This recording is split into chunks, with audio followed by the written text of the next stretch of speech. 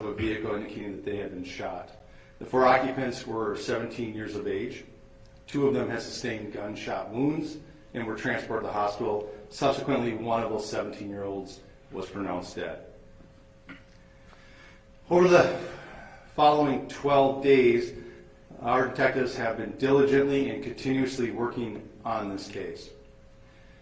I'm here to announce to you today that yesterday afternoon, 2 17-year-olds from that vehicle have been arrested and are in custody for aiding and abetting murder. We also executed a search warrant at their home and found evidence that they had obtained the guns, and obtained them through the internet. 2 of the guns that had been located in this incident, and I'll display them for you. The firearms that were used inside the vehicle and recovered, both are unserialized ghost guns. The investigation has determined at this point that the shots fired involving the assistant came from inside the vehicle. We believe the shots were being fired to individuals who were outside of the vehicle, but there's no evidence that those individuals outside the vehicle had a gun or had shot any rounds. One of the big takeaways I think is important for our community to understand, which is an ongoing concern for me as the police chief when we combat violent crime, is how easy it is for individuals to obtain guns. Specifically, the evidence that we found at the home of the 2 suspects was evidence that they ordered through the mail a kit to be able to assemble their own ghost gun. And I remind you, these are 17-year-old children who are able to not only order the gun parts, but quickly able to assemble them in their bedroom and create working firearms. With that, I'll stand for any questions. How do you stop something like that, Chief? I mean, what can you do? We've been hearing from a lot of law enforcement the last few years, especially about those guns getting through the internet and whatnot. What can you do exactly? Yeah, quite honestly, not much from a local police chief level, but there has been a lot of conversation nationally. There has been movement federally on how these guns are regulated through being sold together. Some laws that passed in August require certain criteria to be met when those guns are being sold as an entire kit. The problem is there's so many loopholes in the law that the individuals are able to order 2 different sets of parts, have them come in a box, and simply create those parts into a working gun. And at the moment, it is a significant loophole that is causing problems across America, but certainly here in Brooklyn Park with gun violence.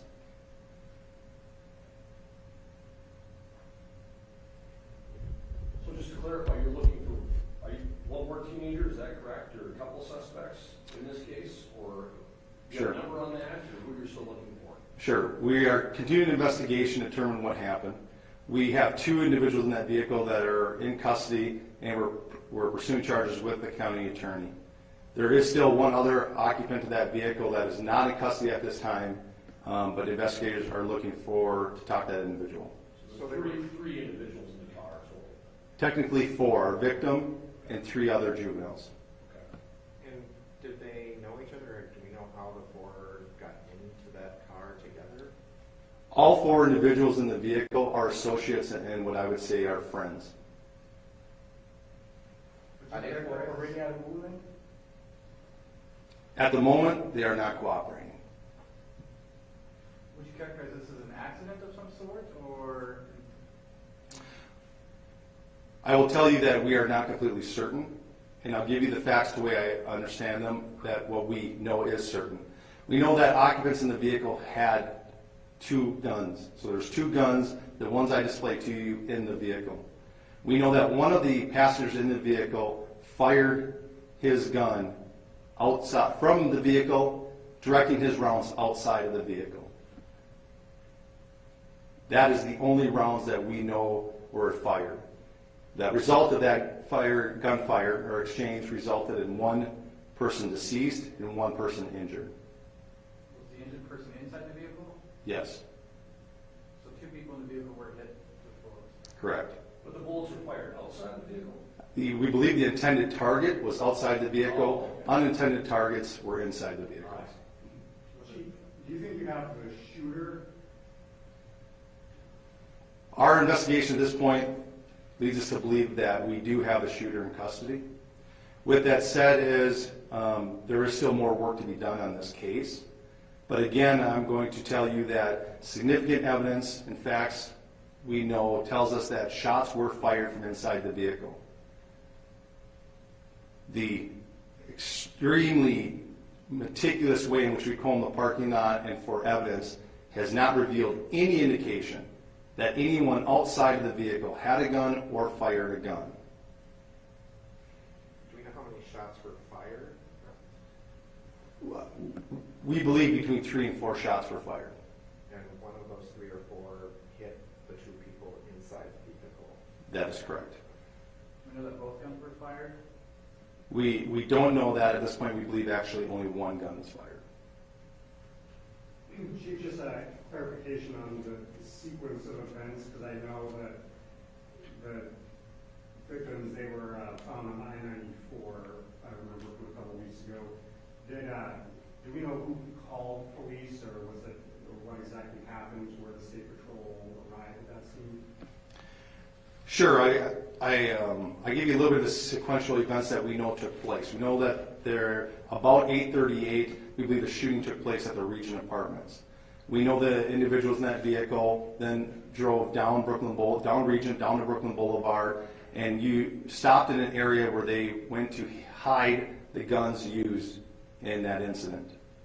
They then got back onto 94, and at some point decided they needed to call 911, indicating that there was people bleeding in the vehicle, and that's when the State Patrol was dispatched to 53rd and 94 and located the individuals.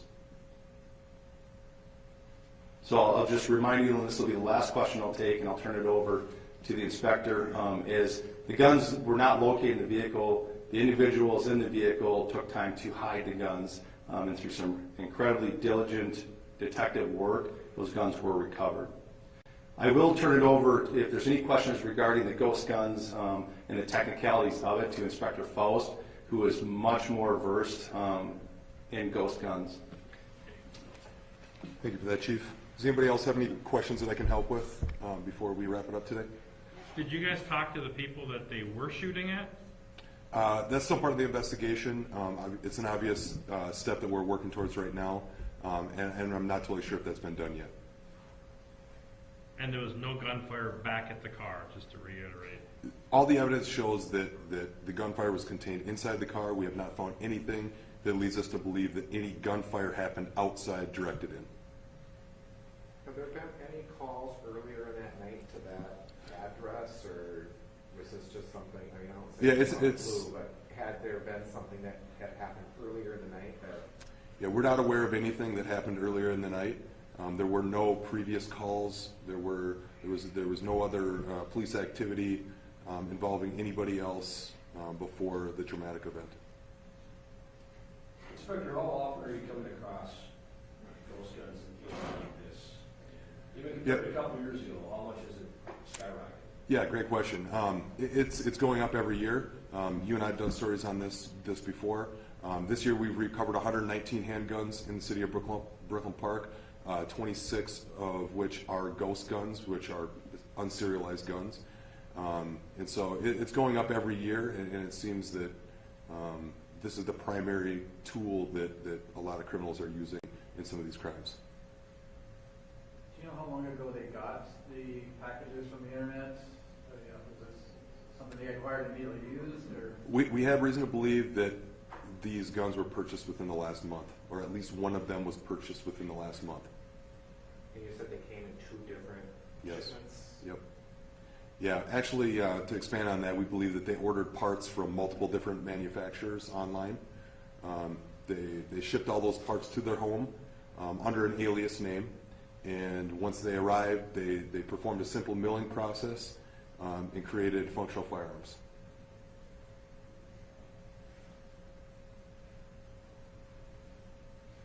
Any other questions? Again, are there charges yet, or is that still pending? It's my understanding that there has not been charges yet. I think that conversation is actively happening right now. Coordination between our detectives and the county attorney's office is underway, and so, you know, we're working on getting everything put together to make sure that we have successful prosecution. And the two teams, are they in the detention center, or where are they? The two? Hennepin County Juvenile Detention Center. And you're still looking for one more? Looking to talk to one. We're looking to talk to at least one more. Yeah, I think that's the fairest way to describe it at this point. If all these kids were friends, clearly were these guns put together correctly? So if a round went off, they put the gun down and it happened to misfire and hit one of them, or? Yeah, good question. I don't know. We haven't had the guns taken apart and, you know, checked for functionality. The photos that the chief showed, they look fully functional to me, but we haven't went through and examined the internal parts. But I mean, you bring up a valid point. I mean, that's obviously a concern when you have, you know, probably somebody who's not an expert that's putting this together. You know, there can be malfunctions. We don't have any reason to believe that was part of this case. I'm sorry, I don't know this, but if you order parts from these different manufacturers, are they similar enough that they're easy enough to put together? Yeah. I mean, you don't have to go to great lengths to No. be able to get them. No, it's surprisingly simple. I'm sure some people will go home tonight here and look at it themselves. You can pull up a plethora of websites and order parts for specific models of guns, and they all go together, and it's almost like playing Legos.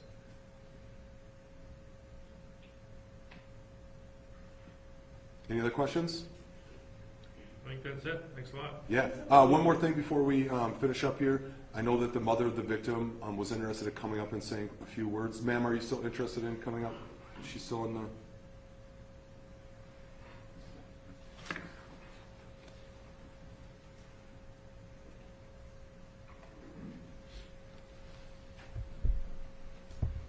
microphone's on. Thank you for the time, and I don't have much to say really, but all I'm asking is all the bystanders, community, whoever was there when this was happening, to come forward and help the police here to just find justice for my son. Would love to, you know, get that justice and closure once we know the person that killed my son. We don't know anybody yet, but I'm asking the community or anybody that might have known something, or the friends out there. I know you showed that Sioka had many friends, anybody who had information that can help these guys here that are working so hard to figure out who killed my son, to come forward and help out. I trust that they're doing their work to help us find that, but I'm begging for bystander or people that were outside, whatever, to come and help. And anybody, if they really loved Sioka, I'm begging that you can come out and talk. Speak what you know. You know the truth will set you free, and everybody free. Thank you. Can we get your name? Your name? My name is Alvera Vos. Let's spell that if you don't mind. It's A-L-V-E-R-A, V as in Victor. And The Vos is V as in Victor, O-S-S. So Vos, V-O-S-S. and your son's name? My son's name is Sioka, Siko. Sioka spelled as S-Y-O-K, and Siko is S-I-K-O. Siko, not psycho. Siko. Thank you.